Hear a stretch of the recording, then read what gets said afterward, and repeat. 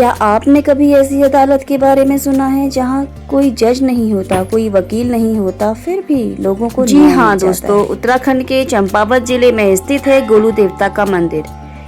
यह केवल एक मंदिर ही नहीं बल्कि करोड़ों लोगों की आस्था का सबसे बड़ा न्यायालय। हेलो दोस्तों, कैसे हैं आप सभी लोग? आई होप कि आप सब ठीक होंगे। एक बार फिर से आप सभी का वेलकम है मेरे इस YouTube channel Uttarakhand journey with S Negi में।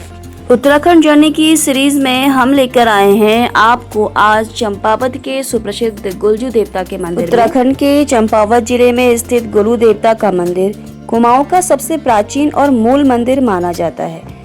इन्हें न्याय के देवता के रूप में पूजा जाता है कि गोलू देवता अपने दरबार में आने वाले हर फरियादी को तुरंत न्याय दिलाते हैं।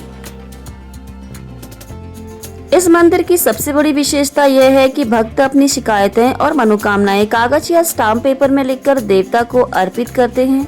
ऐसा माना जाता है कि और जब करने से गोलू की मुराद पूरी हो जाती है तो वो मंदिर में आकर पीतल या अन्य धातु की घंटियां चढ़ाते हैं। यही कारण है कि मंदिर परिसर में इस पावन मंदिर की देखरेख नाथ समुदाय द्वारा श्रद्धा और समर्पण के साथ। आइए जानते हैं मंदिर के इतिहास के बारे में महंत जी के द्वारा। महंत जी, आप थोड़ा सा यहाँ के बारे में बताइए कि क्या रहा है यहाँ का इतिहास। ऐसा है कि यहाँ पर गोलू देवता का मेन आने का कारण तो ये था, राजा थे उस समय नागनाथ जी का राज था। तो नागनाथ जी वृद्धावस्था में हो गए थे। वृद्धावस्था में होते होते वो यहाँ पर एक जटिया मसान नाम का राक्षस जो था यहाँ जनता का, तो राजा बड़े दुखी थे। उनने ढिंढोरा पिटवाया और जगह जगह अपने दरबारी भेजे कि अगर कोई वीर बालक ऐसा हो जो इसका संहार करे तो इस राजगद्दी को मैं उसको सौंप दूँगा।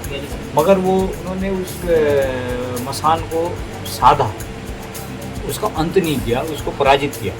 बोला मैं तेरा अंत नहीं करूँगा, मैं तेरे को तेरा जैसा भोग दिलवाऊँ, मगर तू यहाँ।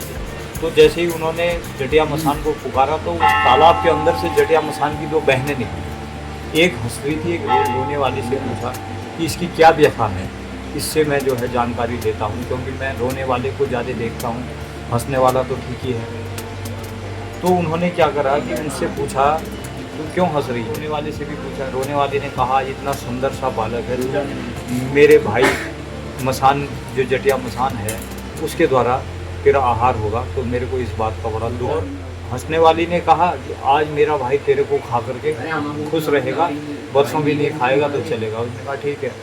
युद्ध के दौरान वो पराजित किया। उन्होंने कहा बढ़िया है, उस बालक को मैं इस राजगद्दी का अधिकारी बनाता हूँ। तो इन्होंने कहा महाराज मैं तो स्वतः राजा झालराई धोबी धुमाकोट जैसा राज है मेरा, और मुझे राजगद्दी से लालच नहीं है, मैं न्याय के लिए अवतरित हुआ हूँ, मुझे न्याय स्थान चुनूंगा, उस स्थान को आप दोगे।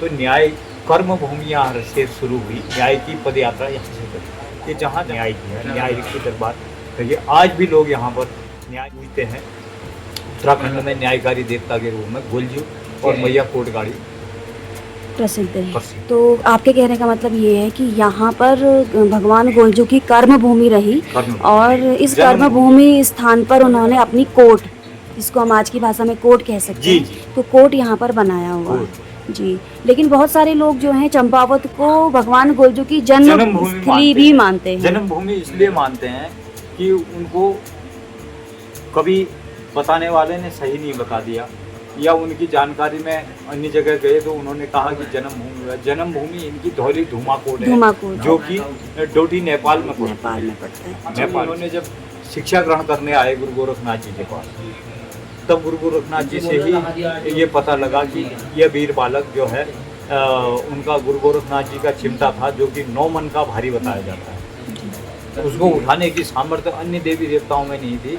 ये गोलू में ही थी। तो ये वीर पुरुष को इसलिए बुलाया गया, ये वीर बालक ने ही किया। आज भी गोलू के सामने में जैसे किसी के मसान की वगैरह पकड़ हो तो इनके सामने में इनकी विभूति काम करता है, मतलब मसान के भगवान की विभूति ही काफी है जी। बहुत बहुत धन्यवाद, आपने काफ़ी जानकारी जो है गोलू महाराज के बारे में बताई और उनकी जब संपूर्ण जानकारी उनके कार्य क्षेत्र में और चंपावत में उनके होने का पूरा जो जानकारी लोगों को बताई है। बहुत बहुत धन्यवाद। कई जगहों पर इंसाफ कानून देता है, लेकिन चंपावत में लोग आज भी न्याय की उम्मीद भगवान से करते हैं। यही विश्वास, यही आस्था और यही पहचान है गोलू देवता के इस दिव्य दरबार की।